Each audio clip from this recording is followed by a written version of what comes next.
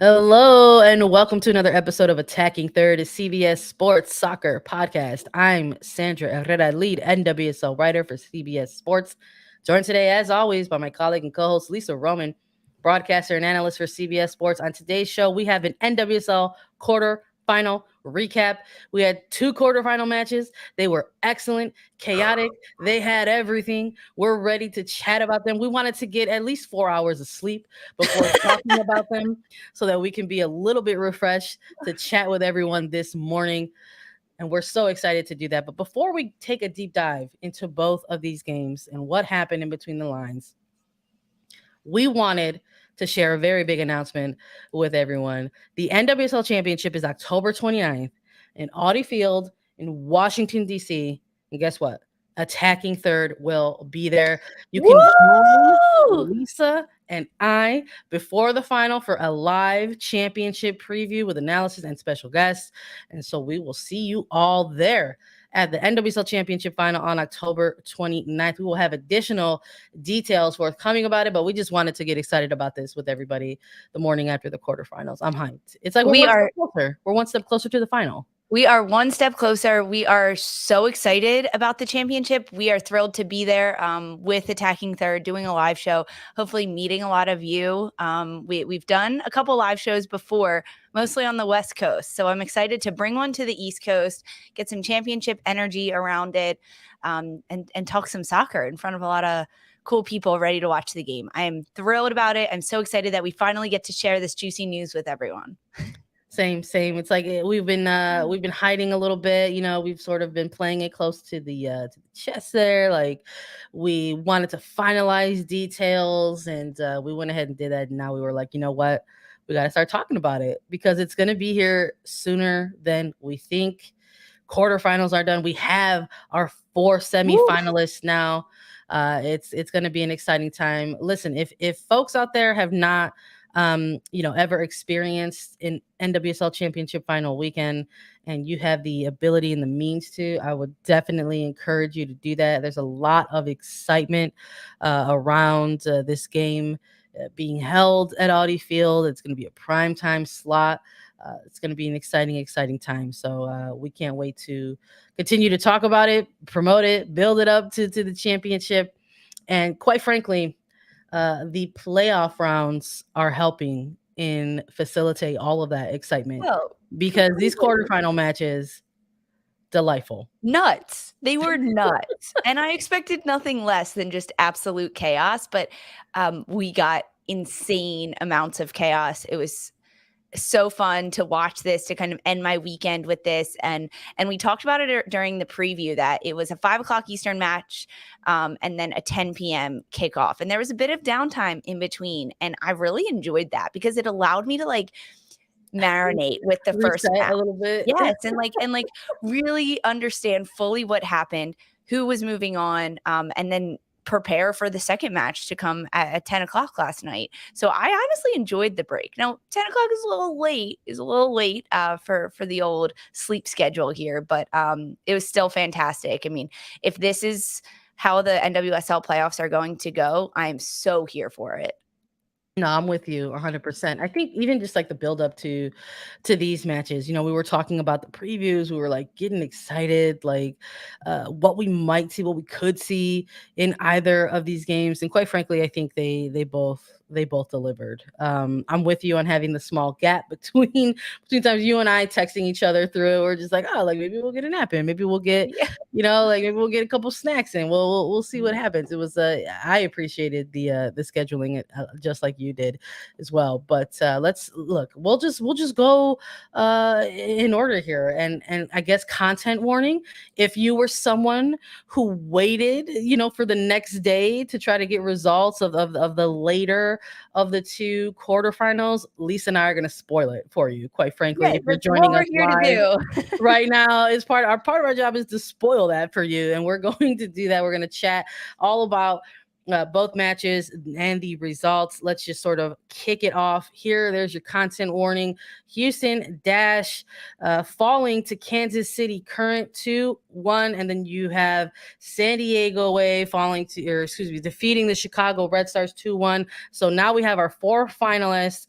It's going to be San Diego heading off to take on Portland in the semifinals, and it's going to be Kansas City heading off to Seattle to face OL Reign. Take a look at our bracket here. If you're joining us live, you love to see it. It's going to be coming up next week. You're going to be taking a look at each of these semifinals on October 23rd. You can catch them on CBS Sports Network. But how did Kansas City and San Diego get there, Lisa? We got to talk about it. Kansas City on the road to face Houston Dash, the 5th place team versus the 4th place team. Absolute scenes. Over 21,000 people in attendance to take in this game. And things got chaotic very early in this one. We had a penalty kick in this game in the opening 5 minutes, end to end. You loved it. Just to remind folks, if you didn't catch our preview, Lisa went with Kansas City. Yep. I went with Houston. We both agreed it would be low, maybe like a 2-1. And this game delivered. Lisa with the pick. What'd you think of this? The opening half here between these two teams? I mean, you said it. The chaos started early between these two sides. Anyone that missed it, you can catch full extended highlights of every single NWSL playoff game on Attacking Third YouTube page, because I highly recommend going back and checking this one out, because Kansas City against Houston, it was electric, right? There was so much talk about how Houston was selling out their stadium and they were breaking records and doing fantastic things. And that energy was showing through the Paramount Plus screen, because the stands were packed, and I haven't seen that at a home Houston game once this year. So the vibes in Houston were incredibly different than anything that this team or any opponent coming in to play the Dash has experienced. But the opening 10-15 minutes of this game were chaotic. It was a little bit of back and forth. It was teams trying to understand the play going between these two sides. When we got the starting lineup, I was not at all surprised to see Alex Herrera for Kansas City slotting into the defensive mid role for Desiree Scott, who was out on serving her suspension for this match against Houston. And likewise, I think what we saw from Houston's lineup really wasn't too surprising in what they were able to do, because along the back line, like Didasco, Prysock, Naughton, Jacob slotting in there, a little bit interesting to see for Houston. But I think that otherwise, like moving up the pitch, Sanchez, Salmon, Prince, Alozi, Vigiano, like the normal suspects for Houston and for Kansas City as they moved higher up the field. But it was end to end for these sides. And the fact that there was a whistle blown in the opening 3 minutes was surprising, because it was a very late whistle. The foul happened in the Kansas City 18-yard box. Houston was defending. Alex Herrera plays a beautiful slip ball in for Kristen Hamilton, who runs onto it and just gets tripped up. But the whistle did come late. It definitely was a penalty kick, but the late whistle threw me off a little bit. Perhaps it was the center ref couldn't see, and then the AR had to tell him. And like, I'm okay with it. It was just like, what's happening? Like, my head was like all over the place. But of course, Lola Bonta steps up, knocks it down. She gets her 8th goal of this year for Kansas City. That's now her 6th penalty kick that she has scored, 6 for 7 from the spot for Labonta. And of course, they had the celebration ready, the little can from the Kansas City players. Love it. But it was chaos to start this. And I think that the penalty kick really shifted things a little bit, because Houston conceded a penalty kick their last regular season game against Washington. And you and I talked about it in the preview. Can Houston control the controllables? Yeah. That was one of the controllables that they didn't control. Like, why are you conceding a penalty kick? It's a really tough call. I mean, like, right, it's a tough call. I wanted to ask you about this too, because I love the way you phrase it. You're like, why are you conceding a penalty? That's such like a defender like thing to like say, which is funny because I wanted to ask you about it because this was a great ball in right by Loera to sort of create a little bit of that chaotic moment. I mean, very early in, I mean, you have such a sort of direct ball or a direct link up there in that moment. What is the other option as a defender there? I mean, yes, it's hard to be like, okay, get in position. Like it's so easy in hindsight to say, don't let her run past you. Like get a body on her before she gets to the ball. Yeah. Give her a bump. Give Hamilton a bump before she gets there. But in that moment when the forward is already past you and the ball is past you, the slide tackle has to be cleaner. Like if you're going to slide, it's got to be cleaner because you're going down in the box. You understand that this is a goal, a game-changing play. So you have to make sure you get the ball. That's like honestly the bottom line of it. You cannot take out their feet. And we've seen players slide tackle and the attacker falls down, but it's not a penalty kick. Now in the box, forwards tend to dive a little bit. There's a little bit of back and forth, but you can't get yourself in that situation, especially 5 minutes into the match. Yeah, no, I hear you. It's not it's not an ideal game scenario in that moment. I think if you're Houston Dash, right, you're preparing all week in the build up to your quarterfinal, and maybe this is. I do wonder if this was a game scenario that they did prepare for. Like, hey, like what happens in the event that the unthinkable happens and we concede a penalty in the opening 15 minutes of this game? What is our response going to be? Doubt that they had that conversation because but hey, I don't know. Maybe they did.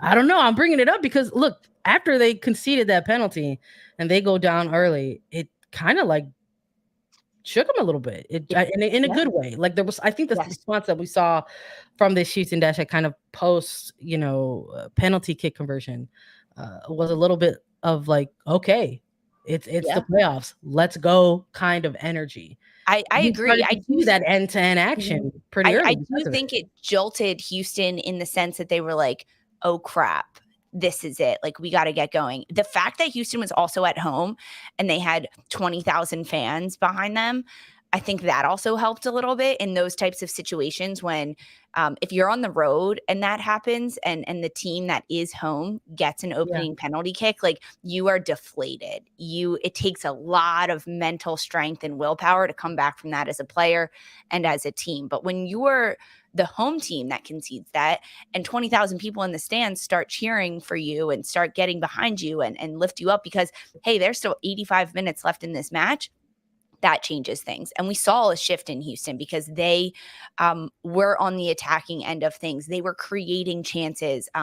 Maria Sanchez, holy cow, she had such an incredible game, but it took them 10 minutes to get into it. That's like the heartbreaker for Houston, because if they started the game the way they started after the tap off, after Kansas City scored the penalty kick, I think it would have been a completely different game, because Houston then goes on to equalize off of a corner kick in the 21st minute or so.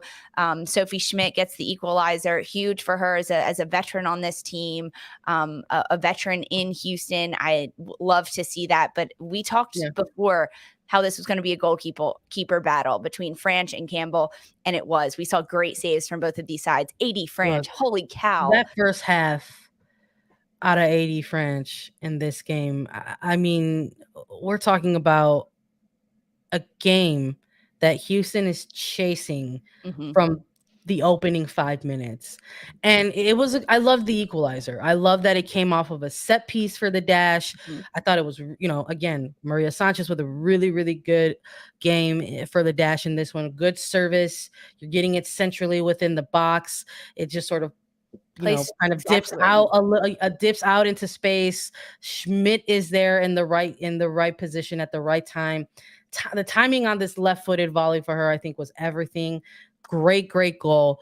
And it's all level. It sort of hits the reset button on this for the game, right? But the Dash don't stop in this one. And I just sort of felt like watching the remainder of this opening half, sort of seeing them not kind of get that go ahead goal, I did have in the back of my mind, I'm like, is this going to come back and haunt them a little bit? Because it looked the way they were chasing as if they were going to go ahead and possibly get another one before the half was over. But that's not how it ended up playing out. No, it's not. I mean, heading into the half, 1-1, and just 2 yellow cards down in the first half. That's Only how I'll two. put that one. Only 2. This match ended with 6 yellow cards. There was 4 in the second half. It got intense. It got feisty towards the end of it. But yeah, heading into the halftime, it was almost as if, okay, like let's see if there are going to be any changes that come. Let's see how chippy this does get, because it was intense, right? The intensity was there. It was back and forth. We saw each team, I think, did a really nice job of trying to impose their game on their opponent, right? There were so many spells where we saw Kansas City combining, connecting their passes, building out of the back, which is what they want to do, and finding their forwards down the center of the field. And likewise, I think Houston had many minutes of spells where they were doing exactly what they want to do, sending the ball long, moving quickly in transition, switching the point of attack, getting the ball to Sanchez wide, and having her slice and dice and send it in. I mean, there were so many close calls. And honestly, goalkeepers kept both of these sides in the game. AD Franch ending with 4 saves throughout this match. Just such a fantastic game from Franch. And then as the second half went on, I don't know what you were thinking, Sandra, but I was like, man, we're going into OT. Like It felt that way. It felt that, and I felt like it was still going to be a little bit of a goalkeeper battle in that sense. I mean, look, we're talking Houston closing out this game with 20 shots, 19 crosses, and France just simply getting stronger, I think, as the game got on for Kansas City Current. And I think if you're sort of winning those, I think statistical areas, those, especially those offensive ones, if you're the Dash, I think you're within the phases of momentum that you had within this game. You're thinking like, okay, we're knocking, but it almost felt as if that was the energy throughout, minute 10 all the way through to 90 at some point. 99. It just sort of, and I hear it's like that just sort of felt like okay, any minute it's going to come here. But I think, maybe looking at the substitutions a little bit, right? Maybe some of the coaching, adjustments that were made here. We saw for Kansas City, Lavoisier came out, Elise Bennett came in right around the 50th minute. And for the Dash, they had Ebony Salmon come off and Elizabeth Eddy come on. So in terms of like these first 2 like immediate substitutions, I just sort of felt like for Kansas City, they won that battle in terms of the player off the bench coming in to make that impact. Completely. I mean, Lavoisier going down with an injury, right? Yeah. So that was almost a forced substitute in some sense, but I think it was such a smart move to bring in a player like Bennett, who had played off the bench most of this regular season, and that's when she had succeeded so much, is when Bennett was coming off the bench and providing that spark for Kansas City. Unfortunate for Lavoisier, it was then reported that she went back into the training room, came back out to be with her teammates on the bench, and was on crutches. So really unfortunate there for Lavoisier. But on the other side, with Houston's substitute that coming around the 75th minute, Eddy coming in, Salmon coming out, incredibly surprising. It surprised me a little bit. Salmon was coming out more so, because I feel like it was a quiet game for Salmon in terms of like her touches on the ball. Now, I think that off the ball, she was providing a lot of chaos. And because she was occupying 2 of Kansas City's defenders almost constantly, it allowed for much more space in the flank areas for Alozi, Prince coming in behind, and Sanchez out on the left wing as well. So although Salmon wasn't getting touches, she was causing chaos and occupying defenders for Kansas City that helped Houston a lot. So I agree. I think the Bennett sub had the advantage over the Salmon out sub. All right, let's try to get towards the game winning moment here. I want to ask you first though, when you saw 9 minutes Oh, of stoppage time get added into this game. What was your reaction and what was your feeling to that? You know what I say. If you get 5 or more minutes of stoppage, that's chaos o'clock. And when I saw that go up, I was like, well, we're gonna get something here. Something's gonna 9 is happen. just an incredibly, incredibly long time because the game is nowhere near over. 9 minutes is just long, long time. We've seen back-to-back goals coming from, the same team or both sides getting one and then another in less than, like, 3 minutes during this NWSL year. So 9 minutes is an eternity. I was shocked because everyone knows watching this, officiating, playing, coaching, watching this game, that there is extra time. So sometimes during the regular season, when we see so much added time, I'm kind of like, okay, yeah, let's try to get a result. Like, let's finish this out because if it ends in a tie, like it just ends in a tie. But as this was a playoff game, we are going to go into extra time. We are going to get a winner eventually. So I was shocked to see the 9 minutes, but the chaos started immediately at 90 minutes and 2 seconds. Both sides were like, heck no, we're not going into extra time. We're closing this out. It was back and forth. It was all over the place. But it took all of the 9 minutes until we had a winner, 10 minutes, right? Like Oh they my continued goodness. to add on time. I look, we have to talk about the build to this goal because I think as of right now, it's early. It's only round one of the NWSL playoffs, but this is already the front runner for one of my favorite playoff goals in 2022. Final late game substitution, Isabel Rodriguez in for Merrick. You sort of Mhm. see there's a minute or two left within stoppage time. Perhaps maybe this adjustment being made with the idea like, hey, we're going into extra time, but it ends up not really mattering in the end because we see this wonderful link up by Kansas City in the build up to this goal. A great bit of give and go between Labonta and Alex Loera, who I thought just had an outstanding game for this Kansas City Currents. I really season at this point, but great give and go between them to sort of get this ball in a very good position for Kate Del Fava within the box and slotting this away at the death. This goal literally came at the death. It Yeah. was 90 plus 10 Yeah. at this point. The extra time added on with the late minute substitution.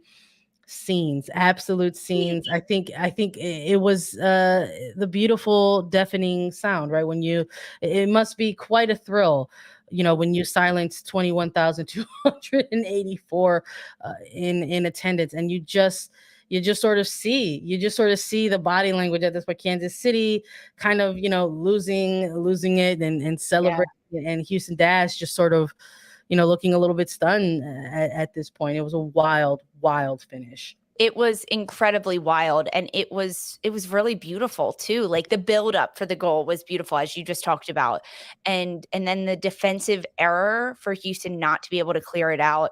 Kate Del Fava doing everything she can to get on the end of it. It was exciting. It was very exciting.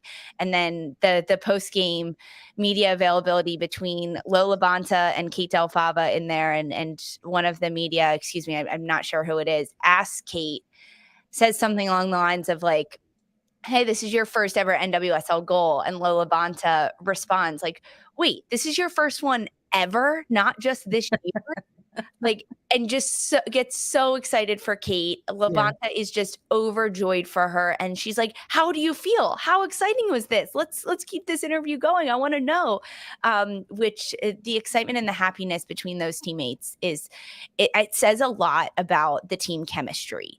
And for so often we hear players say like, "Yeah, we're a family, we're sisters, we get along great on and off the field." But in moments like that, it's so authentic how genuinely happy Labonta was for Del Fava. Not that they won, not that they were advancing, but that Del Fava got her very first NWSL goal. And that like made my heart warm, honestly. So But it's the little things, right? yes, yes, it is the little things for sure. But Kansas City walking out of Houston with another win. Houston still has never beaten Kansas City at home, and they don't do it on this Sunday of the quarterfinal.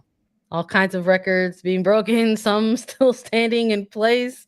It was a delightful start to the NWSL playoffs for sure. And Kansas City were the first of the semifinalists to be, determined in this Sunday roundup. But we've got another game that we've got to go through, Lisa. We've got to talk about Chicago Red Stars and San Diego Wave FC. And we're going to take a deep dive into all of the action between those two teams right after a quick break.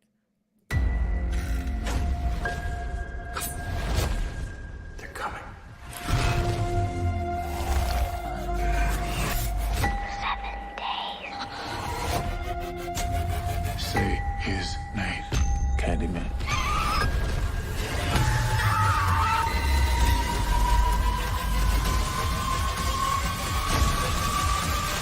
I'll be right back.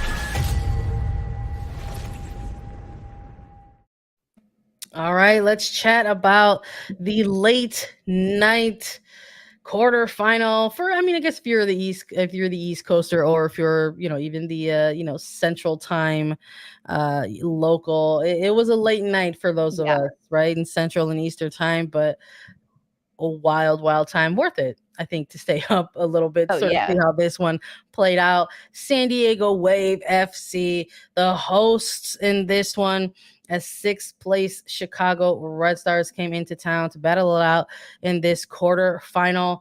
San Diego Wave defeating the Red Stars 2-1. These two teams needing extra time to settle out the result. It was another game that gave us a little bit of everything. An early goal in this one, similar action, I think, that we saw from that first quarterfinal. The Red Stars break through in the goal scoring in this one in the opening 10 minutes. A little bit of an error. We saw some veteran presence there, kind of, with the awareness and the presence of mind in Yuki Nagasato to go ahead and capitalize early in this game. A little bit of a chip to open up the goal scoring in this one. This was not at all how I expected the opening minutes of this match to go, the opening 10 minutes, honestly, because I was expecting to kind of settle in and watch this game play out for like 30, 40 minutes before we actually saw like a goal, perhaps. I'm going to be honest. I was expecting a goal like before half, but not in the opening 10 minutes. And the way that it came about is very uncharacteristic of Kaylin Sheridan, because San Diego builds out of their back constantly. Sheridan is probably one of the best goalkeepers in the NWSL at using her feet, at creating space, at being that 11th field player to kickstart the attack and be part of the buildup and the possession. She got an assist this year on an Alex Morgan goal. So Sheridan is confident with the ball at her feet, and her team is confident giving her the ball at her feet. So when she made this mistouch of an error and frankly passed it directly to Nagasato, it was heartbreaking. My jaw dropped. I was like, what just happened? However, I'm the wherewithal from Yuki Nagasato to hit it one time perfectly in the back of the net is fantastic, because I think a lot of players would have taken a touch, tried to get around Sheridan, and then passed it in the back of the net, because they were only 5 yards apart from each other, right? Like, Nagasato was putting high pressure on, and it paid off. And if Nagasato took an extra touch, I don't think it would have been a goal. I think Sheridan would have blocked it somehow, done some things. And it was such a great first touch from Nagasato. I mean, that's a veteran in this league that knows what she's doing and understands in those split-second moments what is going to change a game. And that changed the game for Chicago to start this match. Looking at how San Diego rolled out, we weren't so sure about Taylor Korniak, Alex Morgan, Amira Ali. Abby Dahlkemper definitely not available. We knew that before, right before the game. We did know that heading into it. But even Alex Morgan, Taylor Korniak, we weren't sure how many minutes they were going to get. Well, let me ask you about afternoon. We weren't sure. Let me ask you about that. So we did our preview, right? And we normally do our previews ahead of the games, and because we do them ahead of the games, is we normally don't have, the availability reports, don't drop them until later. And with this one, like, naturally we got the availability reports Mhm. late on a Saturday evening. When they dropped, did anything surprise you out of it? Was it just sort of like what you were anticipating after sort of hearing the media availabilities, ahead of the game? Yeah, it was exactly what I was expecting to see, and you and I have talked about this. Availability reports give a blurred look at what is Yeah. actually happening with this team because a player could be on minute restriction and say that they're completely available. A player could be on minute restriction and say that they're questionable. It's very up to the discretion of the team, honestly, at where they want to place them based on the availability actually of the player. So the fact that Morgan and Korniak were listed, but I knew they were going to have minute restriction to some extent.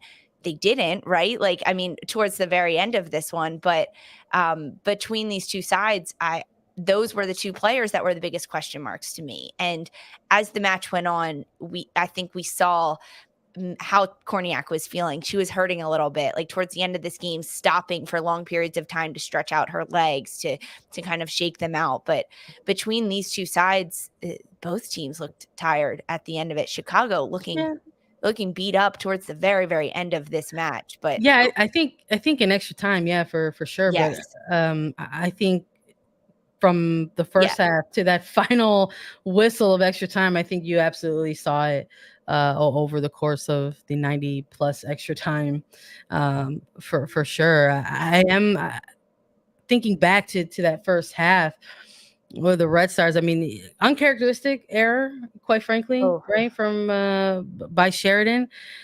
But when you're in the playoffs, the margins are already so thin between all of these teams throughout a regular season that you add that, you had that added layer of playoff mhm, elimination. It gets even thinner. So, if you can imagine, yeah, and seeing the error happen in kind of real time, I think everybody was kind of like, oh, that's an oops. And that's not typically something that, a keeper like Sheridan does often, right?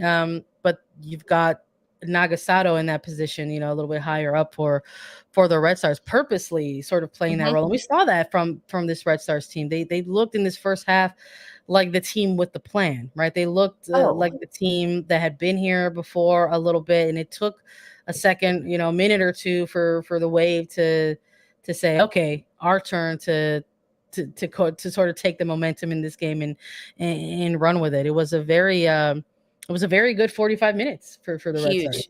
huge. Oh my gosh, I'll even give them like 55 minutes because the opening goal coming in the 10th minute definitely deflated San Diego a little bit. They maybe not deflated them as much. Like I'll give them a 10% deflation right there, but for Chicago, it inflated them about 50%. So whatever they started out, let's say they started at 75%, they were well over 100 after that goal was scored. It was like, all right, like we have the confidence now to knock the ball around because we're already up a goal. Now your mindset as a player has to be, it's a 0-0 scoreline. We've still got to get another one. We've got to get another goal because there's still so much soccer left to play.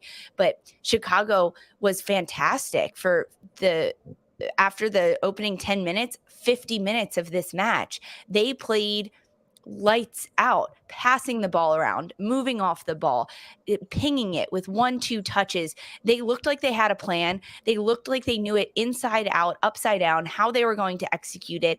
They were 3 steps ahead of San Diego throughout this 45 minutes towards the end of the half. They looked fresh. They looked ready to go around this pitch. Chicago looked like the better team for the next 50 minutes of this match because they knew what they were doing. They were all over the pitch. They had Erin Wright in the center back role, which I like to see her there directing traffic and making sure things are going the way they need to be going, understanding that they have the confidence in Nair behind them defensively. But with the ball, it was beautiful. It was really beautiful to watch. A week off did this Chicago team incredibly well.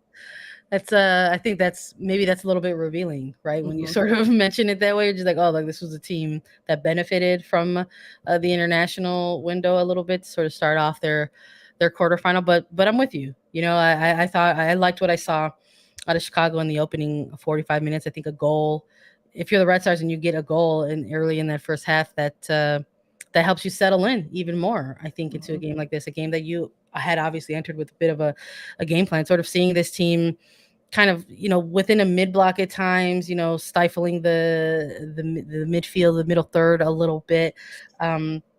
And sort of forcing things out kind of on the wings, which ended up kind of being backfired on them a little bit. And we'll get into that further into the game. But watching the outside, the three back, sort of getting into their positions, sort of having that second player to be able to kind of be in a better open space to sort of win that second ball when San Diego was trying to sort of expose the space that was available in that final third. It was good. It was sound. It was organized, right? That's what it is. I think that's something Organized. that wasn't something that's too surprising out of this Red Stars team. I think I've said it before about this team multiple times. There's a team that can organize you to death. It is the Chicago Red Stars, but unfortunately, it's a really, really tall order to organize another team to death over the course of 90 minutes, or at this case, 80 minutes, right? From that 10-minute goal, and then through extra time, especially if you just, don't have the bodies, quite frankly, or the depth to do that. So I think going into halftime 1-0 was promising at the time. For sure. And we know that Chicago can organize a team. We know that they can do that. We've seen it throughout this regular season, throughout the last several years. And when you look at the midfield with Gatral, Colaprico, DiBernardo, Pugh dropping in there, these are players that have done it consistently and done it well for years and done it together for years. So they know what they're doing. But we have never seen a Chicago team organize for about 20 straight minutes. There was they had the ball. That was it. And San Diego was chasing it. That was what was so impressive to see, because we know Chicago can do it, but doing it for an extended period of time consecutively was really, really fun to watch. I think it was smart and sort of maybe a little bit of foreshadowing between these two teams, both of them kind of closing out the half even on corner kick opportunities, where Chicago sort of had the better of those, or the more of those leading into the half. But the Wave kind of bringing things on, I think, in those final 5 minutes in stoppage time of the half, kind of leveling things out, having a couple of corner kicks to sort of close out that first half. I think, again, maybe a little bit of a foreshadowing, because we saw this adjustment, made by Casey Stoney for the second half. And I think this is where the game was won. I mean, it's evident in terms of how we're going to talk about this now, what ended up playing out.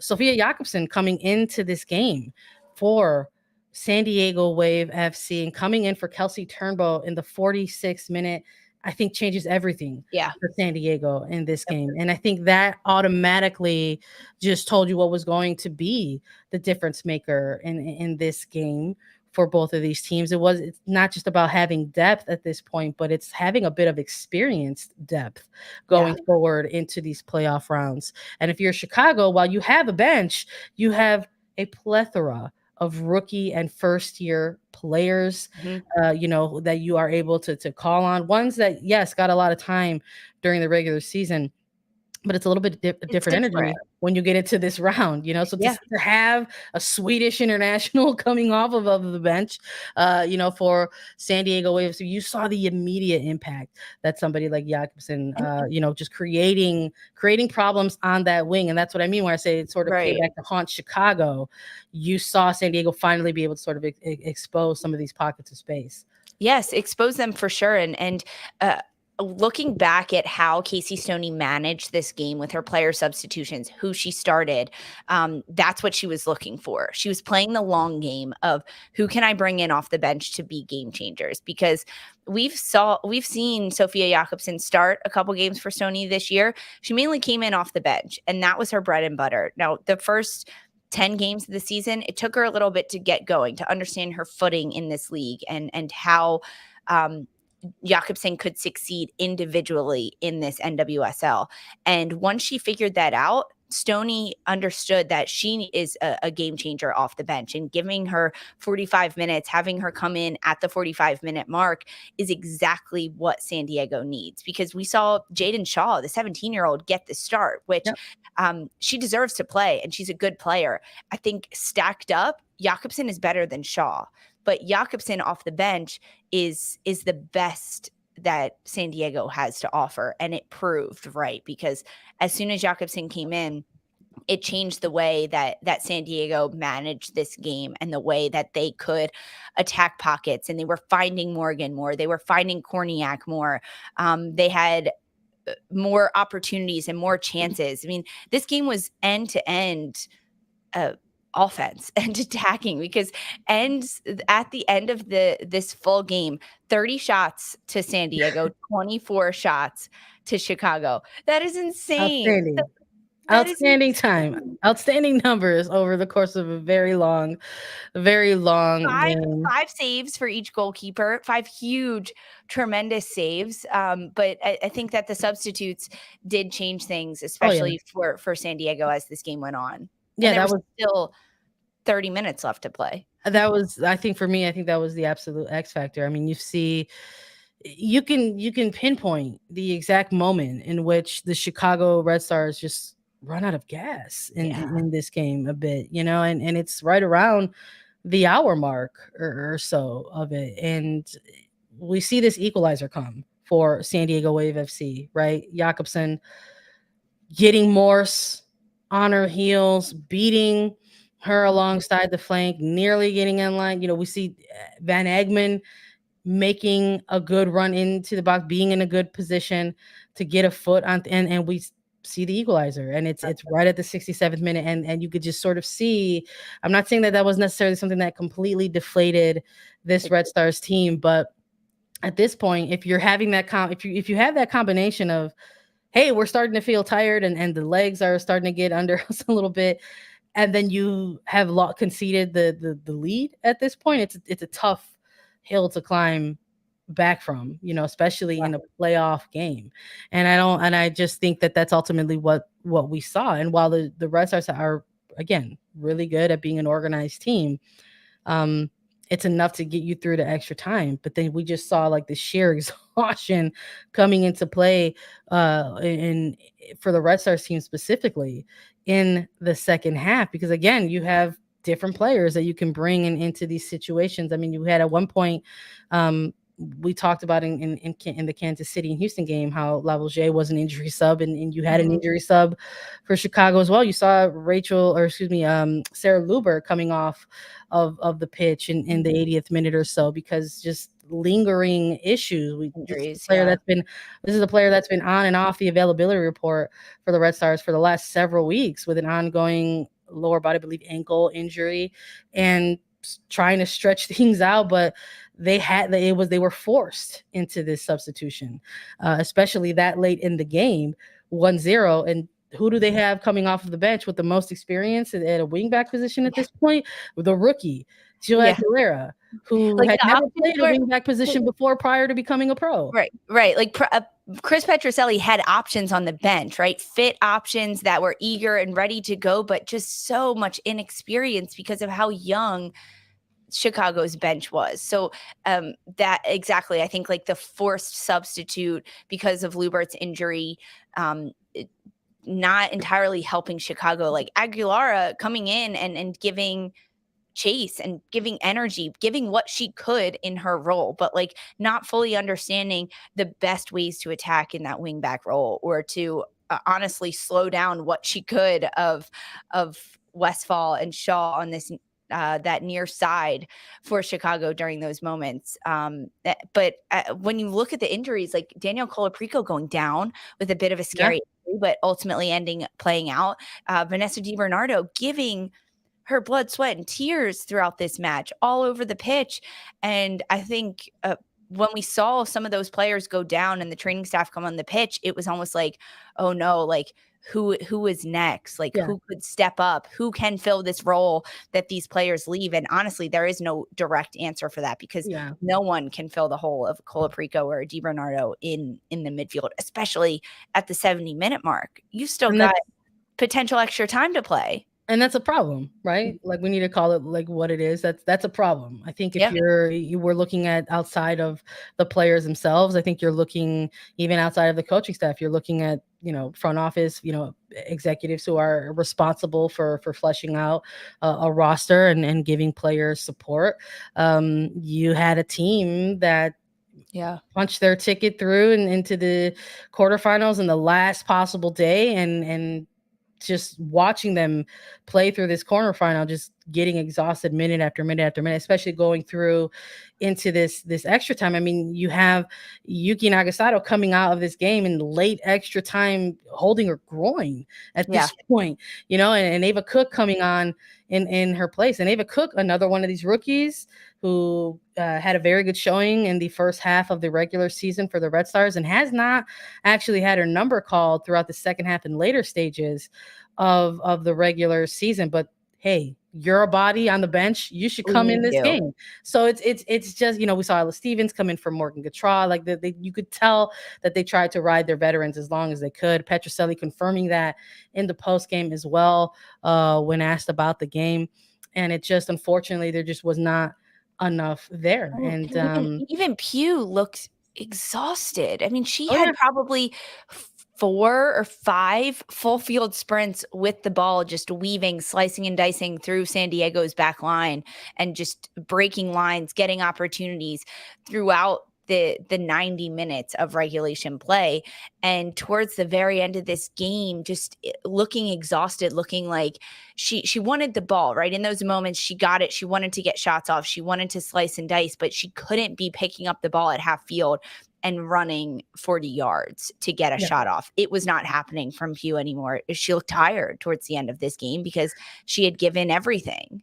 Yeah. And we're talking a little bit about personnel versus personnel here, right? Depth versus depth. And we didn't even mention Doniak being one of these players that was able to come in that initial second half for the Wave. You still have Amira Ali, who comes into this game into extra time. Talk about a super sub for Casey Stoney. Amira Ali stepping on the pitch. Her first 3 touches, get around 2 defenders and rip a shot. It was beautiful. I sat up and screamed incredibly loud for Madison 30 at night or 11:30. Jody Taylor, it's just like the list went on and on and on for this team. But look, we're talking about some of the veterans as well for this San Diego Wave side. And while they're an expansion side navigating the playoffs for the first time, they have some pretty experienced players. We've talked a bit about Sophia Jakobsen, and she was essential in this game and how it played out. And so was Alex Morgan. We're talking about, Mel Pugh, a player, one of those United States women's national team players that did not go overseas during the international window. Alex Morgan, playing with a bit of a knock, and also not going to England and or Spain, playing all 90 minutes plus 2 extra times in this one.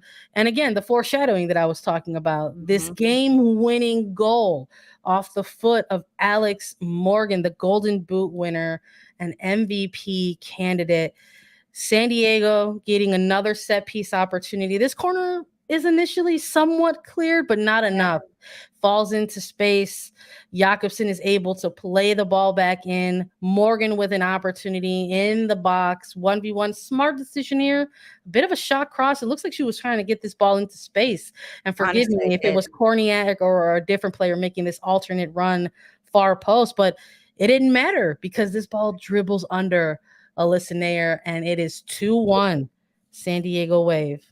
At halftime, Jen Hildreth and Ali Wagner had the opportunity to speak with Danielle Colaprico and asked her about what needed to be done to kind of keep San Diego at bay. And Colaprico saying point blank, we've talked about the first and second ball all week. We know that they have Korniak who can flick it on, whether it's set pieces, whether it's long balls out of the back from Sheridan. It's the first and second ball that Chicago was focusing on. And then set pieces. Those were the 2 things Colaprico said. Can't give up set pieces. They're going to win those. And then the first and second opportunities. And that's what it was. It was a set piece corner kick.